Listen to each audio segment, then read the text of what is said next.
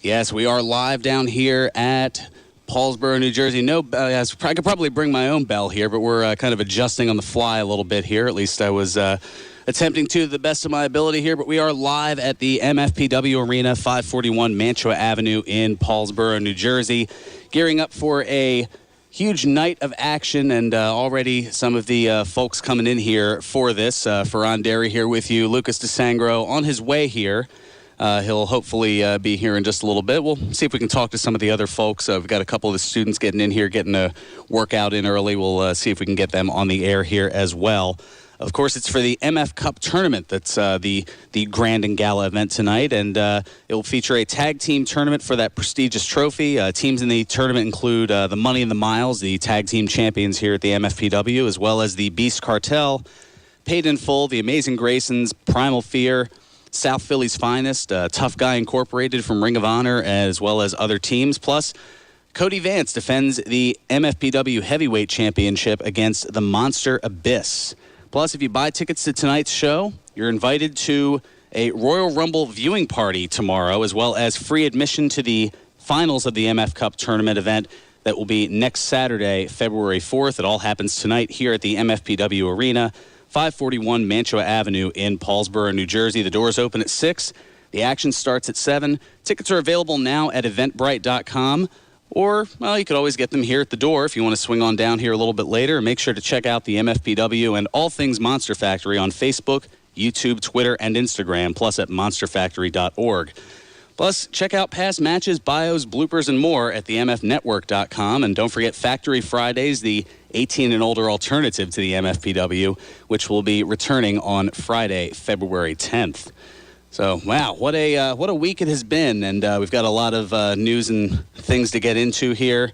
Lucas, conspicuous by his, actually lately not so much conspicuous by his absence, but we'll have a little bit of, you like that a little bit there. Dejana, one of our students here, ever so shyly backing away. Now that I've called her out, I can see her blushing from here. so fun at that. But no, she's come a long way since she started here about 13 months ago. As part of the Making the Monsters Challenge. And, certainly a lot of improvement. Maybe we'll see if she's comfortable enough to get on the microphone and talk on live radio. But, yeah, that stare pretty much says no. And probably a few other things that I can't say on the air. Oh, she said she'll do. Okay, well, maybe we'll get into that coming up on the second time out here. But, yeah, some of the things we'll get into over the course of the hour. John Cena playing host once again. We'll tell you what's going on with Kenny Omega. He had some words. And, of course, we'll talk Royal Rumble because, it is Royal Rumble weekend. I don't know about you out there, and this may sound blasphemous coming from me, but as far as wrestling and WWE events go, it is my favorite event of the year, even more so than WrestleMania. I know jaws are dropping everywhere as they hear that, but I don't know. The anticipation as that countdown clock comes from 10, who's going to come out next? And as the trend has been probably for the last decade or so, not knowing all 30 names that are in the field. And yes, I'm leaving out the 1 year they had 40 because the less we say about that, the better. Yeah, shaking heads all around here. But no, yeah, as that countdown clock's going, the anticipation, who's it going to be? Is it, going to be a surprise, I guess, underdog, for lack of a better term? Is it going to be one of your main event favorites who's in the title picture? Is it going to be a Hall of Fame legend who's kind of making a one-off appearance? And, we've seen so many of those over the years. One of the ones that jumps out to me right away is from 2008 in Madison Square Garden, where in back-to-back entries you had Rowdy Roddy Piper and, in both of their cases, Jimmy Superfly Snuka renewing their rivalry from almost a quarter century earlier and doing so in Madison Square Garden. I think Lucas was mentioning it a couple of shows ago, how his boy CM Punk couldn't wipe the smile off of his face as the two of them were going at it in the ring, as everybody else kind of was over by the ropes, kind of giving him that moment. And everyone was a fan again for that brief moment in time. And there have been a lot of those. A couple of years ago when the Rumble was in Philly, Bubba Ray Dudley. We've seen Diamond Dallas Page over the years. Just to name a few, and I'm sure there are a lot of other great moments. I've had some of the audio clips in the past that have kind of depicted that. Some of the famed announcements from Howard Finkel, which, man, I know there's still a soft spot in my heart wanting him back to do the announcing. I guess it's that childhood nostalgia. Probably in the same way some people want, Gordon Soley on commentary or something like that. Okay, maybe that's going a little back too far, but... even a lot of people will say Jim Ross. Jim Ross, a good friend of the show, and a lot of people have wanted him to come back to commentary, but he's got so much else going on, and at this stage of his life, he's doing what he wants to do, and he's enjoying it. So who am I to stop him from doing what he wants? But there are certainly a lot of memories that come from those various moments. Shawn Michaels in '95 hanging from the top rope and having 1 foot down as he avoids elimination and then was able to skin the cat and knock the British Bulldog over. Both men starting the first two in and the last 2 out. Michaels as the victor. Although one of the things that kind of gets lost in history is that was the 1 year of the Royal Rumble where the time between entrants was every 60 seconds. As opposed to a minute and a half or 2 minutes in past Rumbles. And I think a part of that was because in '95, the star quality was, I guess, a little bit lackluster, for lack of a better term. Looking back at some of those names, I guess it's, probably better that not to necessarily. But also coming up this hour, I'll have the predictions certain to go wrong for the Royal Rumble. We'll go over the lineup for tomorrow. Hopefully Lucas will be in tow for that. I've mentioned the Royal Rumble and I've mentioned Philadelphia. I guess I can get into that now, and I'm sure there's going to be a positive reaction. But Philly may not be getting a WrestleMania anytime soon, but you certainly got a pretty good consolation prize. WWE announcing Thursday morning that the Wells Fargo Center in Philadelphia will play host to the 30th anniversary. And yes, the math is correct this time. It's the 31st annual, but the 30th anniversary of the Royal Rumble. And that'll be on Sunday, January 28th, 2018. That's right, the Rumble coming to Philly 1 year from today. Yeah, today is January 28th. I know, that's a shocked look from one of our students over here. Having a lot of fun here at the MFPW Arena, and it's only going to get more fun as the night goes on.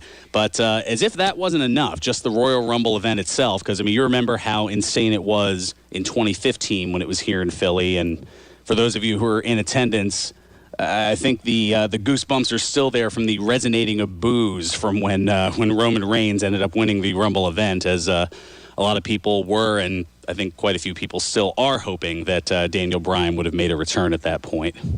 Although I think with the announcement of the retirement last February, I think that's finally hushed down. But I don't know. Then you've got people in Chicago still chanting CM Punk. So, yeah, who knows? Certainly your guess is as good as mine, I would suppose. Oh, man. But, as if all that wasn't enough, as part of Royal Rumble weekend, I guess to kind of make it like a mini WrestleMania type thing, WWE will host 4 consecutive nights of action at the Wells Fargo Center with NXT TakeOver on Saturday, January 27th. And then, of course, the Royal Rumble itself on the 28th. Then Raw that Monday night, the 29th. And then SmackDown Live Tuesday, January 30th. So all 4 events, 4 nights at the Wells Fargo Center. Man, I guess there'll be a lot of sandwiched home games for the Flyers and Sixers next season, as they usually end up going away during December for Disney on Ice to come through, and now they'll have that 4-day period in the end of January, where they'll probably both have to take a decent amount of road trips there. Also of note, Comcast Spectacor President John Page saying, quote, "We have had a long-standing relationship with WWE that dates back to 1974 at the Spectrum." Yeah, I know. That's even a little beyond my days. I remember seeing a little bit of the Spectrum events on Prism, and that right there is a bit of a throwback. Prism was one of those cable channels akin to HBO or Showtime or Cinemax that was around in the 80s and I guess early 90s, I believe, is how long it was around. I remember them also Prism for when they carried the Phillies games. The days of Chris Wheeler and Kent DeCalve doing the... Okay, but I digress. Taking a line from Denny O there. Figure that's my gratitude for him kind of doing the intro there as we're getting a couple of things lined up here in preparation for all the things going on here today, and also in helping Denny with the video stream as part of Facebook Live and WBCB1490.com and whatnot. I headed on down here and realized, I forgot to give my usual recorded things for when I'm on remote here, and upon realization we were trying to get it together, why not? I'll be transparent. Better than, I don't know, better than just kind of saying, well, there were technical difficulties or something like that. Nah, I'll be honest with you on that. But, yeah, it looks like we will have things squared away once we come back from the first time out here, at least in part. And we'll shake things up by, I'll be doing a live today in wrestling history thanks to the issue. So that'll be fun as well. A little nice look back on things January 28th in wrestling history. But back to John Page mentioning, going back to 1974 at the Spectrum. He says, the Wells Fargo Center has hosted many incredible WWE events over the past 20 years, including WrestleMania 15. Royal Rumble 2018 will build on that success as we will welcome WWE fans from all over the world to Philadelphia. And I'd say that, that is accurate. The Royal Rumble has become probably... WWE would argue that SummerSlam is probably their second biggest pay-per-view behind WrestleMania. I think it's 2 and 2A at best, but I think more people travel for the Royal Rumble than they do for SummerSlam. And that's despite for years having SummerSlam at a consistent location in Los Angeles, and now recently Brooklyn has kind of become the home for SummerSlam. I guess because they figure California tends to have better weather year-round, so they can maybe jump around with it. Plus, I think California has been rumored as far as the states of a possible WrestleMania rotation that's been going on. As you've heard, as we've discussed over the course of the last couple of weeks, with New Orleans getting the nod for the second time in a 4-year period to host, 5-year period, I guess technically, to host WrestleMania, having hosted WrestleMania 30 couple of years ago, and getting ready next year to host WrestleMania 34. Wow, it's weird hearing those numbers. I know. I'm still thinking back to when I first saw WrestleMania 9 as a kid, the world's largest toga party from Caesar's Palace, or actually more accurately, Caesar's parking lot.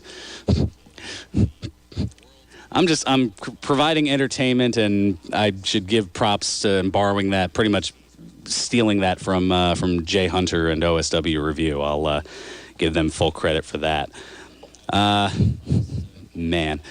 So we've got a lot more to get into here. We are live at the MFPW Arena. For right now, I'm solo here, and the action kind of building up a little bit. Some of the, workout kind of stopped here as they didn't want to make too much noise while I was on the air here with the ring in the background and whatnot, although I wouldn't have minded. It would have added to the aura and the atmosphere, but they're also tuned in to what's he going to say. We haven't heard his radio show live. What's he going to do?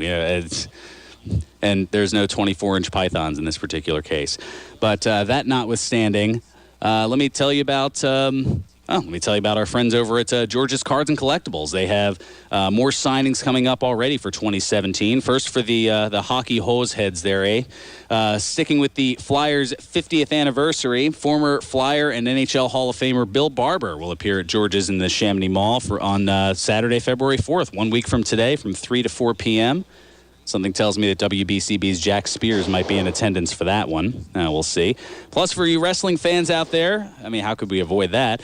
Coming up on Saturday, February 11th, that's 2 weeks from today at the Neshaminy Mall location, George's will host former WWE stars Shelton Benjamin and WWE Hall of Famer Tito Santana Arriba from 2 to 4 p.m., and that's on Saturday, February 11th.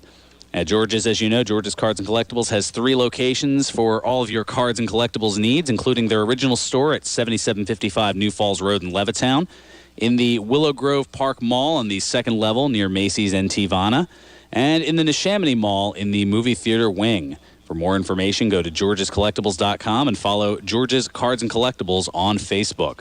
Going to throw things back to the studio. Ted Efaw trying to make me sound at least sound less of an ass as I usually do.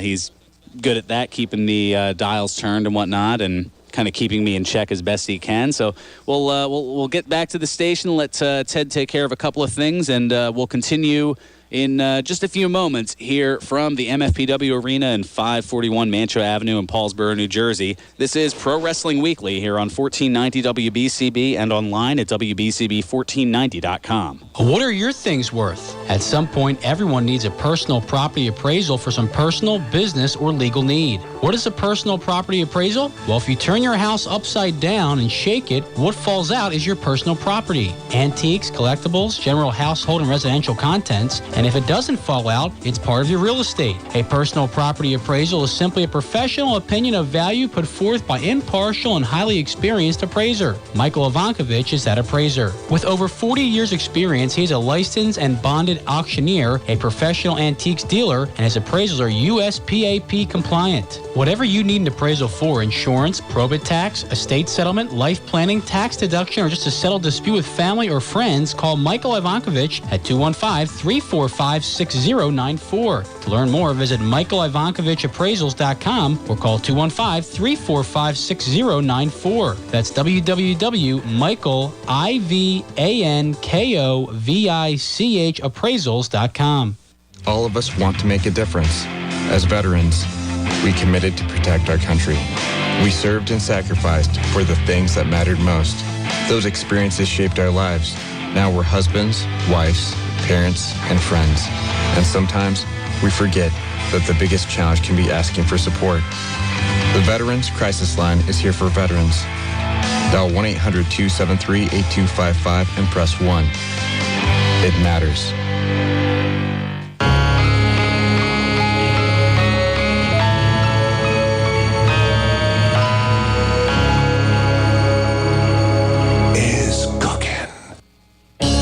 WBCB presents Pro Wrestling Weekly, the longest-running pro wrestling radio talk show in the history of terrestrial radio. And he's obviously Michael Cole. Call in with a question or comment at 215-949-3232 or 888-922-2149. Talking wrestling. Yeah. Because that's what this show's about. That's what we've been doing for over 16 years. No. It's about sports entertainment. And now here are your hosts of Pro Wrestling Weekly, Fearon Derry and Lucas DeSangro. Will you stop marking out over there? Sorry. Move over, kid. I'm taking your microphone. You're shallow. You know that? I'm running on 2 hours of sleep. I don't remember what the hell I do anymore.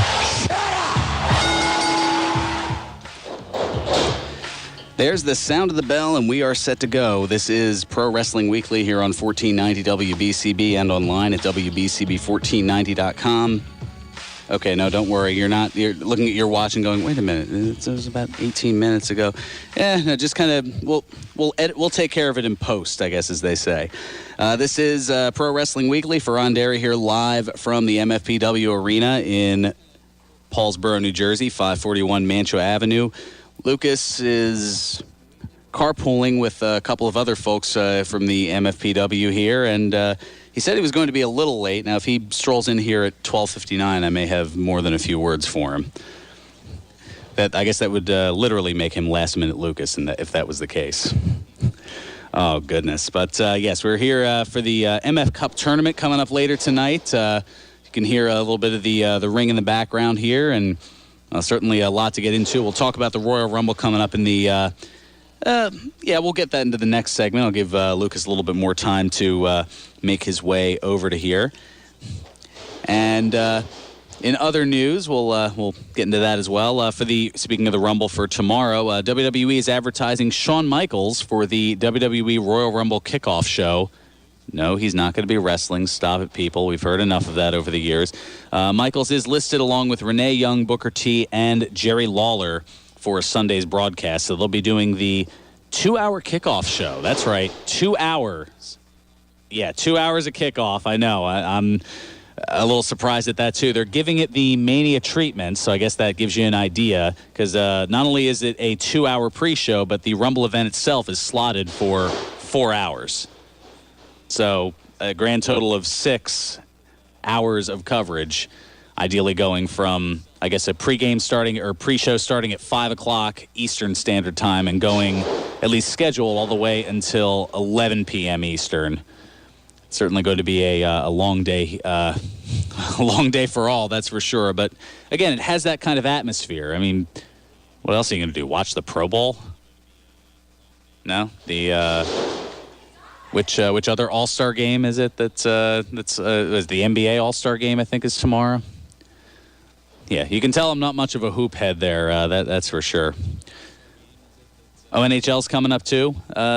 Yeah. Oh, I knew they were around the same time, but I thought NHL was usually like February, right after the Super Bowl. I don't know. I know one of them. I'm pretty sure that the Pro Bowl and the NBA All-Star Game are both tomorrow as well. But I mean, they're both exhibitions.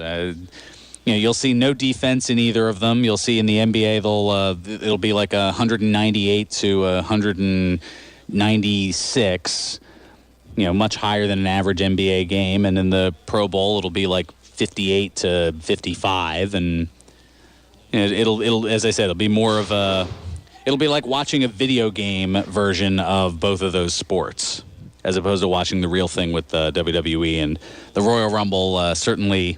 This will be the 30th one. They've been going since 1988 with Hall of Famer Hacksaw Jim Duggan winning the very first one, going way back there. So we've been looking at some Royal Rumble memories. And John from Northeast Philly chiming in on the Pro Wrestling Weekly on 1490 AM WBCB Facebook fan page says, remember in the way early 2000s, Mr. Perfect and Triple H were the last two men in the ring? Yes, you're referring to 2002 when Mr. Perfect had kind of that celebrity, or I guess not celebrity, but legendary one-off return, except he was so impressive in that return that he ended up getting a full-time contract out of it, and he would stick with the company until a little bit later that year with the rather infamous plane ride from hell that... saw a transatlantic flight that from the UK that there were a lot of shenanigans on the flight. We'll leave it at that. I mean, a lot of people know about it, and I know it's been discussed in various circles here. I think JR in the interview that we had with him had talked about it a little bit, but libations were flowing, and questionable decisions were made, and unfortunately. Employment opportunities were lost after said plane ride from hell, as it's so eloquently known. And then unfortunately after that, Mr. Perfect wouldn't be around until after leaving. Unfortunately, I think about 8 months later he would pass away at the age of 44. So that's unfortunate, as he was certainly one of my all-time favorites. And yes, that moment in 2002 definitely sticks out with me. Looking at some other memories, you go back to, 94, the very first Royal Rumble that I had ever seen, and that was the setup for Diesel to become a major name, as he kind of ran roughshod through a lot of the opponents and was kind of that one man standing there for a while. I'm sure that as I'm trying to think of the memories, I'm sure more will be kind of flowing in, but certainly some good ones so far over the last almost 30 years of Royal Rumble matches. Of course, actually 94. How could I? I mean, I mentioned Diesel as far as being dominant, but that was the only year where there were co-winners of the Royal Rumble, as both Bret Hart and Lex Luger went over the top rope and landed at the same time. They were the final two, and that was where a coin flip had occurred to determine who would get the championship shot at WrestleMania. They both did, but the coin flip would determine who would face the champion Yokozuna first, and then the loser of the coin toss would face the winner of that title match later that night.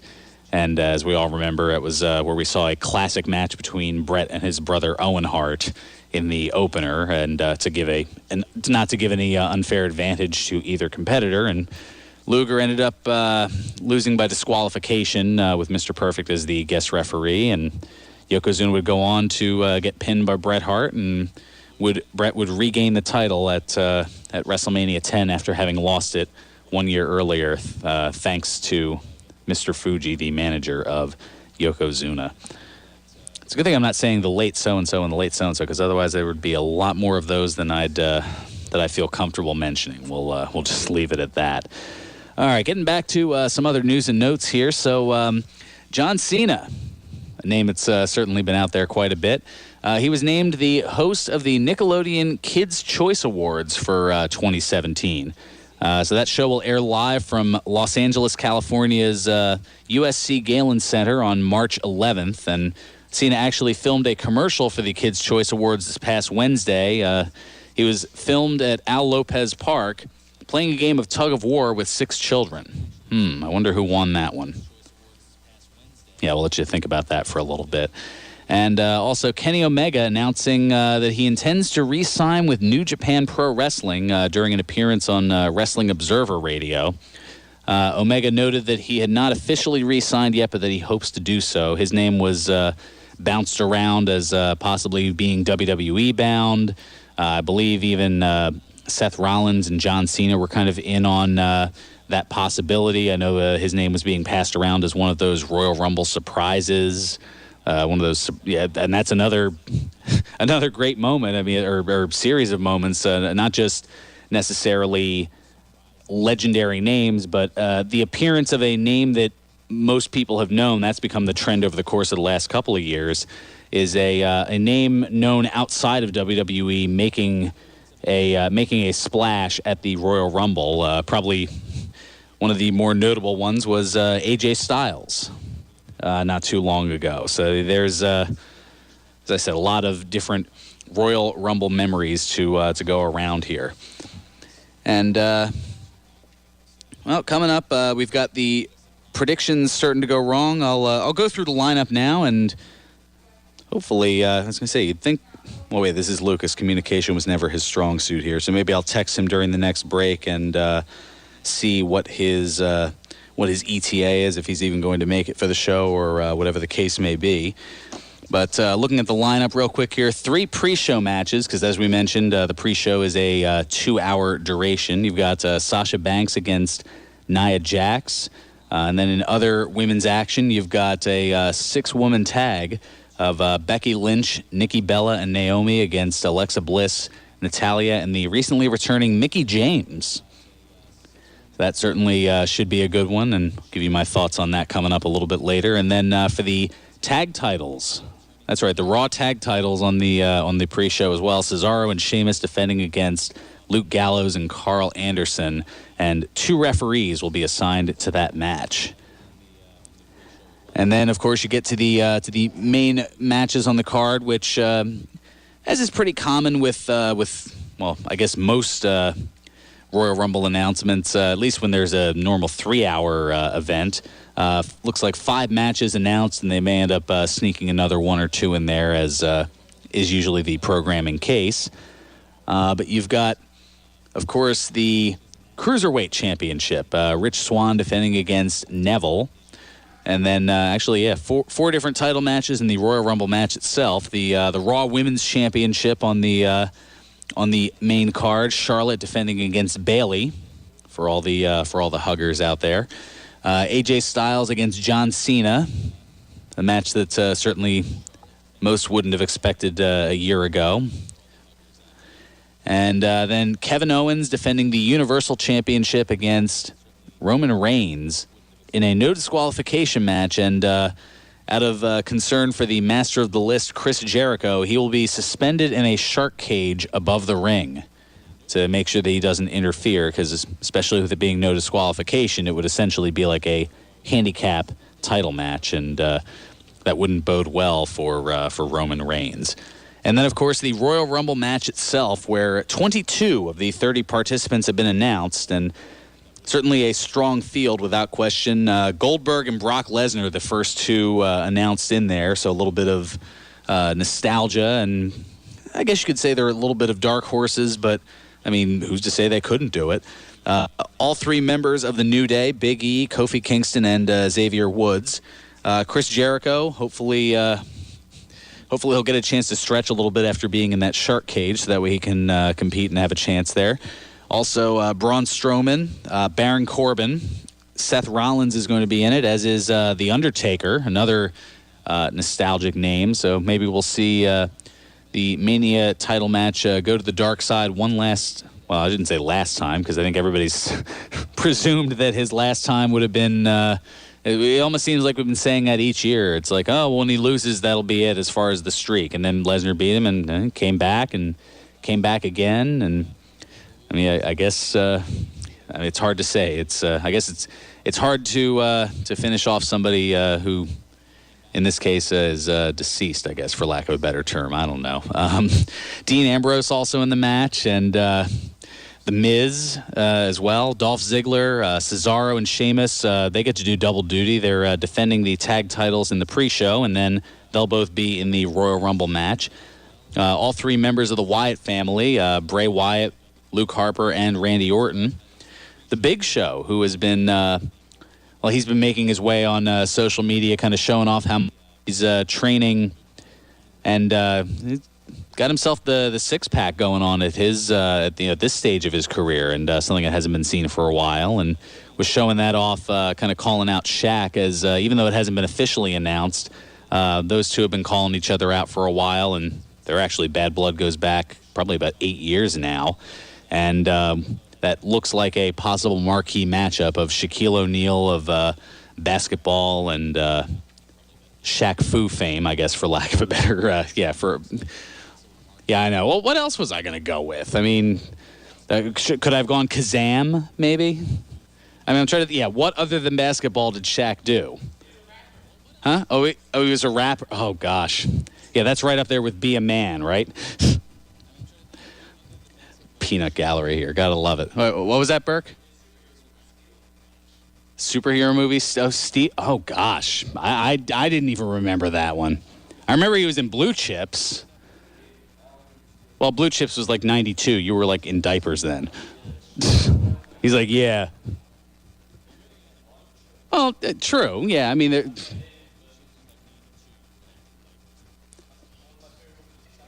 one of your favorite movies was Chinatown? I was gonna say, do you want to get on the mic and actually like talk for a little bit, or that? Yeah. Oh, yeah, okay. Exactly. Just right. It's live radio, so don't curse. Don't be like Bender.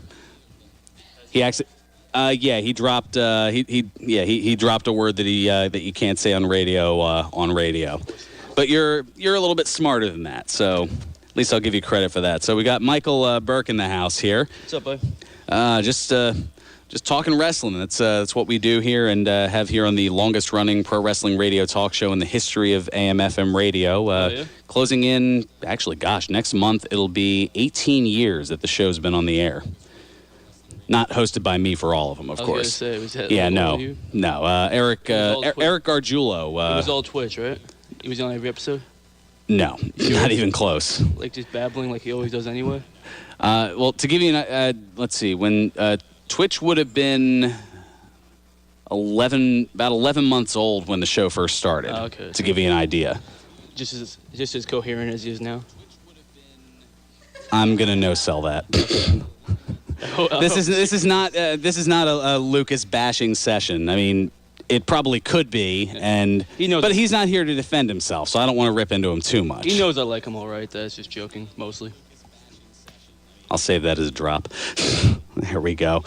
So, you tell us. Yeah, let the people hear a little bit about you. It's a chance to put yourself over. Okay. So, how long have you been here at the Monster Factory? I've been training here about 4 years now, give or take. Started here back when it was in, Gloucester. Like the last couple months when it was there, right as Dan was taking over. So, like I was like one. Danny Cage. Okay, yeah. Sorry. Yeah, when Danny Cage took over, like when he started like really revamping the Monster Factory, really started building it back up. So I've been here for that whole experience. It's been really cool seeing how he's been building it up. I've been wrestling ever since our first show here at Paulsboro. Here, I love it. And that was in, 2012, I believe? Yeah, it's like fall 2012, fall 2012, because I just turned 22, so. Gotcha. And that was around the time that was that around the time where the infamous tweet by Steve Austin about the whole card having no ropes. Yeah, our first show, that was my first match. Our first show, the ropes broke right before our opening bell. So like everyone had to had to make sure we knew exactly not to touch the ropes. We couldn't use them, so it was basically a test for all of us new students, and it was a test for some of the more experienced guys who were used to being able to do anything and everything they could.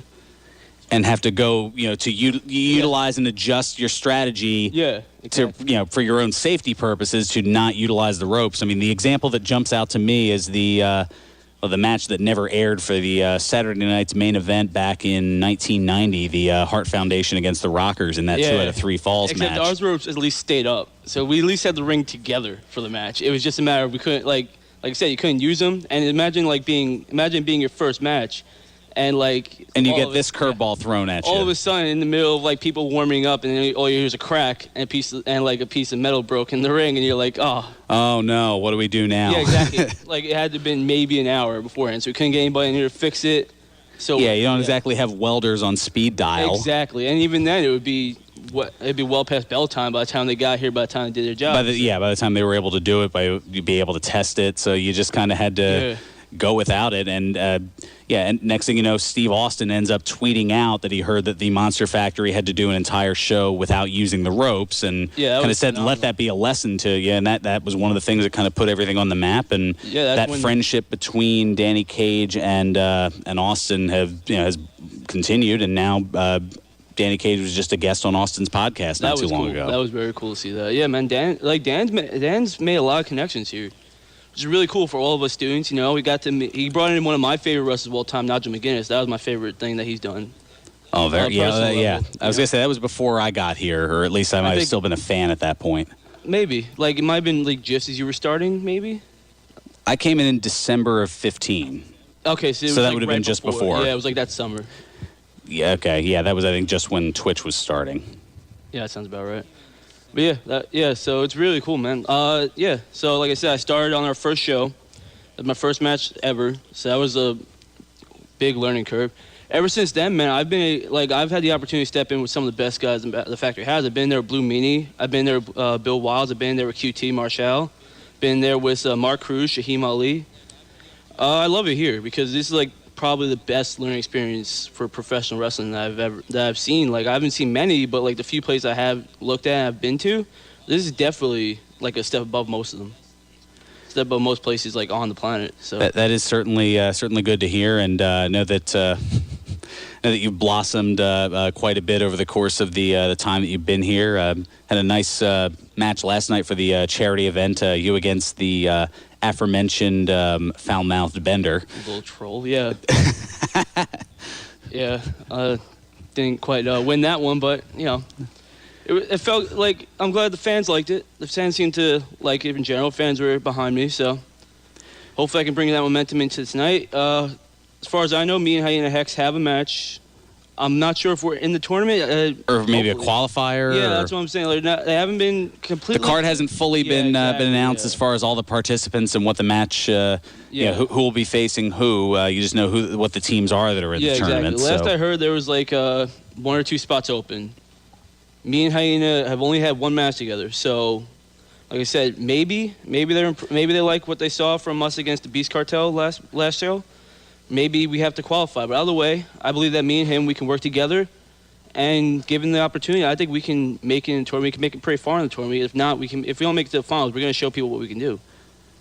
There you go. Certainly a lot of optimism and confidence heading into things here.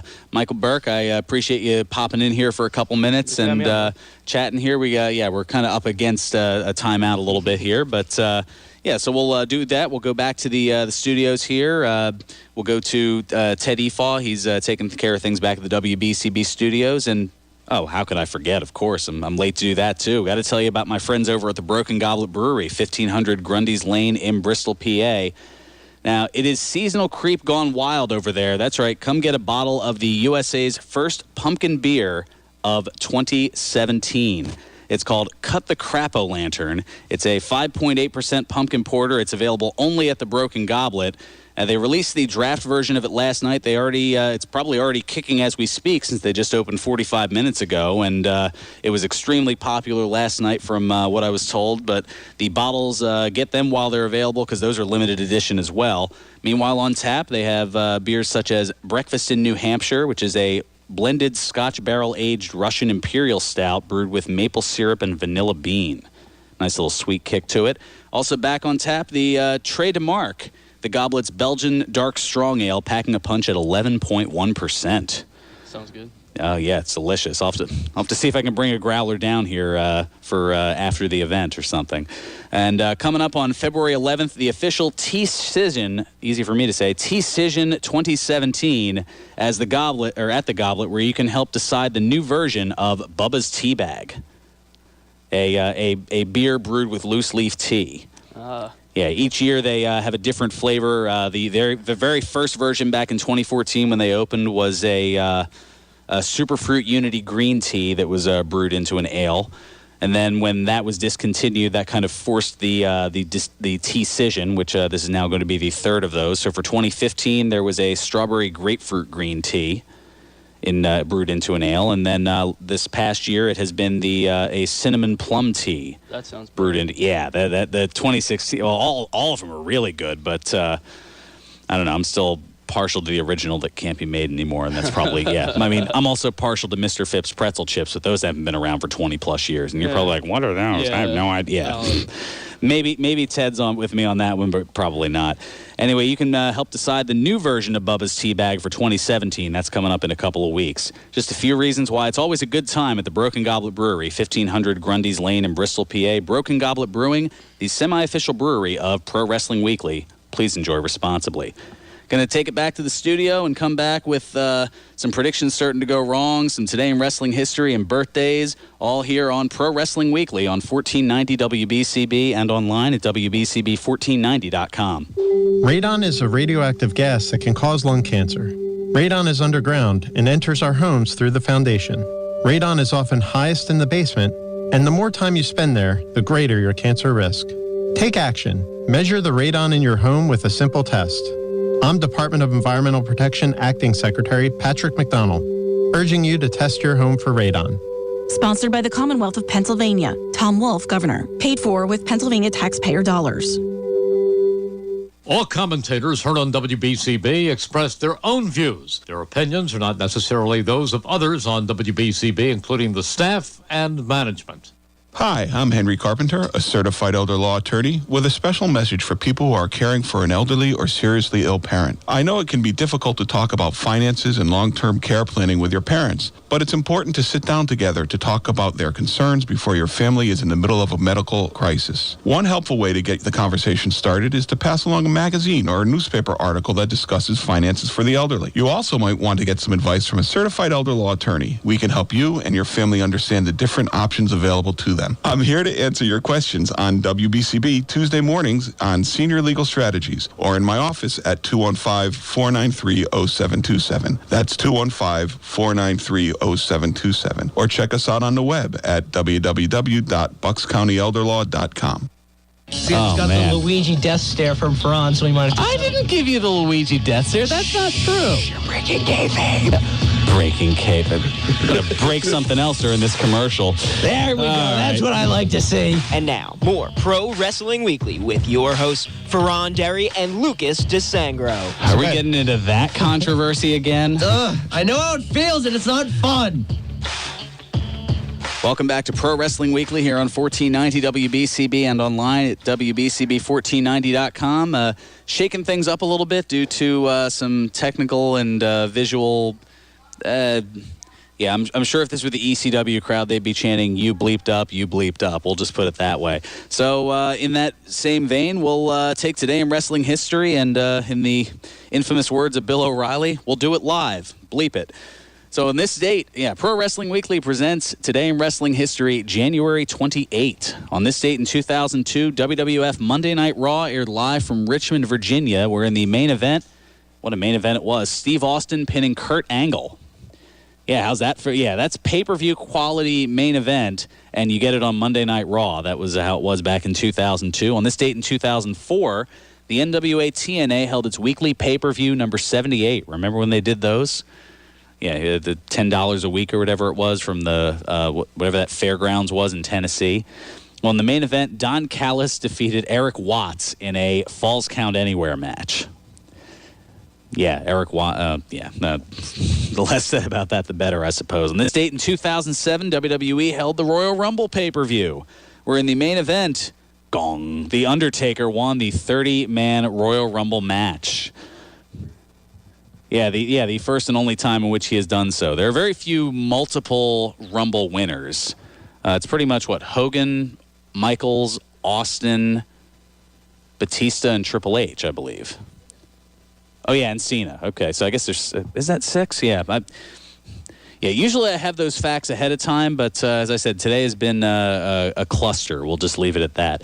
On this date in 2008, WWE Monday Night Raw airing live from Philadelphia, Pennsylvania, where in the main event, Randy Orton and JBL defeated Chris Jericho and Jeff Hardy in a tag team match.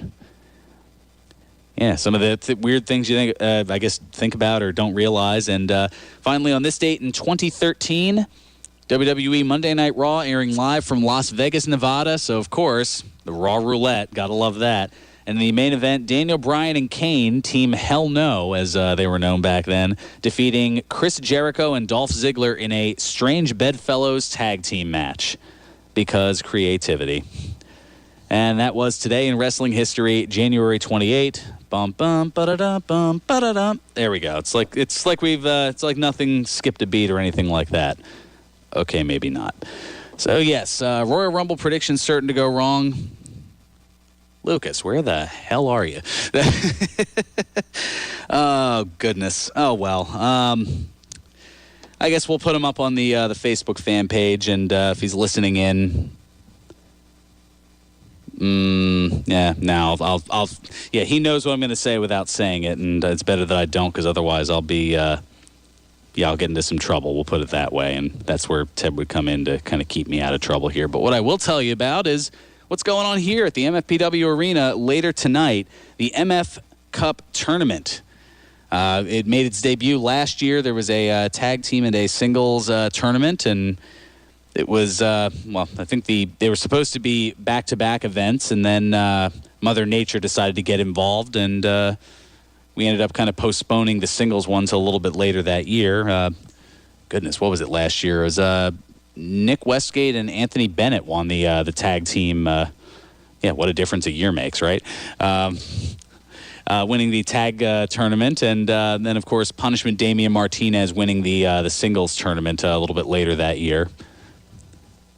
And then went on to win the title for the third time, the heavyweight championship of the MFPW, the most decorated heavyweight champion in the history of the organization, and also now wrestling for Ring of Honor. So a lot of accolades, and we'll see. Maybe he'll see if he can try to repeat this year. We'll get through the tag cup tournament first, and then we'll see about that. Some of the teams in the tournament, including the Money in the Miles, also the Beast Cartel, Paid in Full, the Amazing Graysons, Primal Fear, also South Philly's Finest, Luca Brazzi and Jimmy Conway, and as well as the Tough Guy Inc. from Ring of Honor, Brutal Bob Evans and Tough Timmy Hughes, the first ever Supersonic champion here at the MFPW. So a lot of new faces and a lot of familiar faces, a nice mix, and should be an interesting tournament. And also Cody Vance defending the MFPW Heavyweight Championship against the Monster Abyss from TNA.